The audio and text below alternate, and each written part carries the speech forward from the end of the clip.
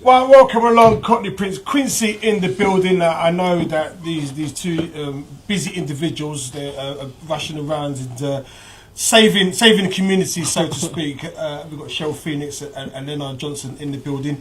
I know you guys are busy. Yeah, I just want the people. I saw your stuff on Facebook.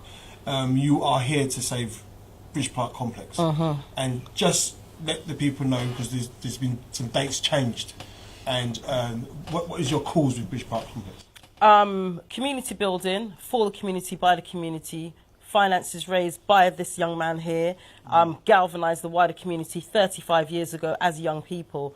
So the court date is still the 27th, but the time is 10:30. Court hearing starts at 11, and they've set aside 4 hours for the hearing. It is in Fetter Lane. The court is very small. It can probably fit about 5 people. However, we had people saying that they're coming down regardless. They don't care whether they can fit in, they'll stay outside. But that is the date and time that has been set. So this is just a preliminary hearing. Oh, I got it out. This is the preliminary hearing, just to hear if this case will go to trial, to hear if the judge is going to actually see the case through, if we've got a case to defend our position, to defend our community building. So that's going to be taking place on the 27th of February at Fetter Lane, which is the High Court. So where we are now, what we're trying to get across today is to tell the community to support. We have a donation page, because remember, we're not funded. Brent Council get council tax money. They're taking us to court. We're not funded at all. They're taking you guys to court with your council. With our money, with our council tax money. They're taking us to court to block the land, because we blocked the land sale on our own building that they were unlawfully trying to sell. Bridge Park is owned by the community. The money was raised by the community, for the community. They designed it, they built it, they did what they needed to do with it. However, Brent Council, now someone in there successfully removed the covenant that protected it from being sold. Who done that, we don't know, but hopefully that will come out in the court case as well. So the fact of the matter is, we have visions as a community. We have visions. We have things that we want to do with that land and that building. And right now, what they're trying to do is actually go back into the community that they didn't consult in the first place and say, oh, look, this is what we're going to give you. We're going to give you a sports hall. We're going to give you a restaurant. We're going to give you, a swimming pool. We didn't ask you for that. First of all, we didn't actually ask you to take the covenant off the building. We didn't ask you to come and steal what belongs to us in the first place. So keep what you're trying to offer us, because you're trying to take our ideas. Allow us to do for us, by us, for our community, by our community. Because as a council, they are useless and they don't do what they're supposed to do where our young people or our elderly are concerned. So what kind of things has the council been doing to undermine the community? Well, the fact of the matter is, they were supposed to put a covenant out. They were supposed to put a consultation out to the community with regards to Bridge Park. They had already signed a business deal with General Mediterranean Holdings, who are well known for as being fraudulent frauds. The director has been done for fraud. It's in the public domain. Right. Anyone can look it up. So they didn't consult with Leonard and his group. They haven't consulted with anybody. They claim to have consulted with the wider community who live in Stonebridge. They haven't done that. They claim that they have sent out consultation forms where anyone is yet to see them. We held a meeting on the 9th of December 2018. We had well over 1,000 people in that consultation. I can guarantee you, based on what they claim is their consultation, they didn't even get close to that, because they didn't put out enough. 40 people and 30 people in their meetings. And most of them are council members, like were employers. So, Leonard, what would you want? I want the community to just stay with us and believe in us and believe in themselves, because we as the community must not let them steal this building. We went to Brent after we had the first meeting that we called in 4 days. We had 300 people. Brent was shocked. I told Dawn Butler not to turn up. I told the leader of the council not to turn up, but the two of them with their far self come to our meeting, right? But as far as I see, they then said to us, listen, if we come to this meeting with them, they could stop the sale. We go to the meeting, they say they can't stop the sale. So I said, why are we in the meeting then? So then they offer us 2 buildings. If we never had no interest, why are you offering us 2 buildings? Free of charge. You say you could have Roundwood Centre, you could have Business Design Works. Are they smaller buildings? Smaller buildings. So they're offering this to us. We said no. They called us to another meeting and they basically said the same thing. They just repeat themselves. No, can't stop it. No, boom, not yours. Basically, get lost. Why were they calling us to these meetings just to pretend that they was actually consulting or working with us when they knew their hidden agenda? I want the people to understand why they own it. And it's because we had the covenant to protect us. The cost of the building stayed the same for 18 months. There was an offer for 3 million more than what we were offering. We had a charitable status. Brent Council is not a charity, so therefore they couldn't have bought the building.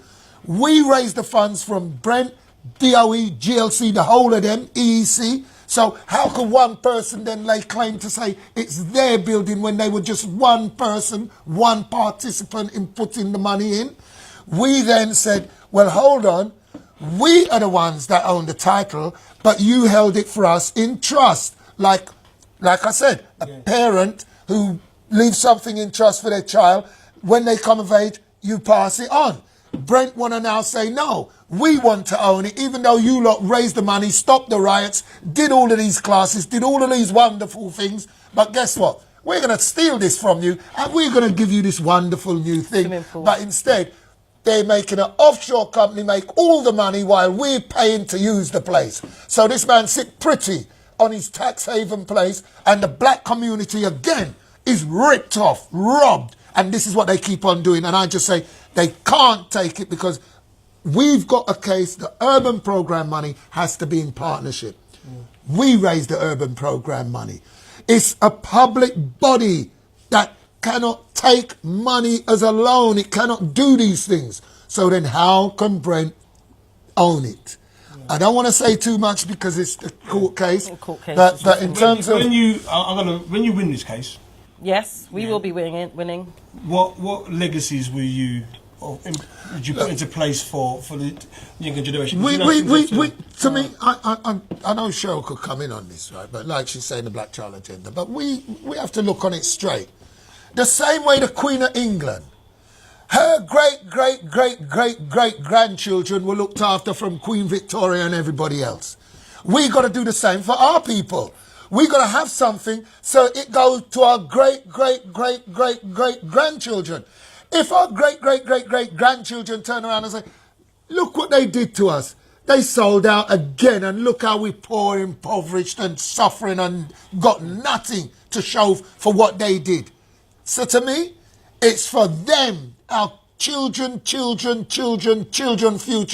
Nobody must sell it. Nobody must thief any money or rob anything. Nobody must treat anybody bad. We've got to try and see how we could bring unity with our community, live a kind of loving way that we could inspire and people be an example to show how we could live together instead of them pushing us to copy them, killing each other on the street that come from their movies, their gangster movies, raping our women that come from their movies. Everything that we are doing is their thing. Stop copying them. We got to stop copying them and get back to who we really are. Right. In ourself, in our soul, in our righteous way. Who's going to be in, yourself going to be in the hearing? The hearing, there's a team of us. There's a team. I think it's 50 to 100 could go in now that we've moved. Oh yeah, So we've that's moved good. the room. We've moved the room. So what, 50 to 100 50 can go to 100 because I knew we people were waiting for feedback. Yeah. So people can come. People do want to come. We have a team. We have barristers. We have the team that has basically built the case over the last 2 years, who will be at that court case on the day. So we know that there's a lot of media attention around this case because it is quite a unique case. It is the largest building in Europe of its kind for the black community, by the black community. And that's not excluding anybody else, but it is what it is. It's just a fact of how it came about in the first place. So that is definitely the 27th. We want the community to support.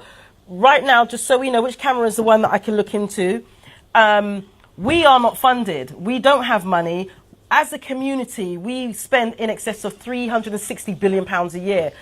Even if between the 3 or 6 million people that they say are in this country who look like me and you, regardless of shade or colour, put even a £1. If 6 million of you put £1 in, we could fund this case easily. We could then look forward without having to struggle to do what we're doing. But right now, we need you to step up. We need you to do something rather than just watch this video. We need you to share this video, and we also need you to donate. Go on our website, www.bridgeparkcomplex.com, and do something. Take action. www.bridgeparkcomplex.com. Have a look at the site, see the history, and then get in touch even if you want to support and help in any other kind of way. We need people to do leaflets, etc., etc. And we must say also that, you know what? We have been trying to meet with Brent for mediation. We are saying to Brent, look, let's sit down and reason. Let's sit down and try and work out. Then Brent's telling us, no, the only way you can reason is if you don't talk about the sale. And we're not going there. And on that note, I will say, I wish you all the luck. I know that you No, guys we're not doing dealing with luck, we're dealing with fortune. Do you know what? And I take it back. You're totally right. You're dealing with fortune. The main important thing, February 27th, right? That's is it. the date. People support the team. That's all I'm saying. And Support if the team. a member, it's our time now. We can't let our people down. Our Look children how are they've watching. been dealing with us from way back. Look at our prison. Look at our graveyard. Look at all of what's going on in the mental institution. It have to stop. It have to stop. All right. I know you guys are busy. We'll be in contact. Absolutely. And the case gets along. Yeah. Thank you for having us. Quincy, I'm out. Thank you.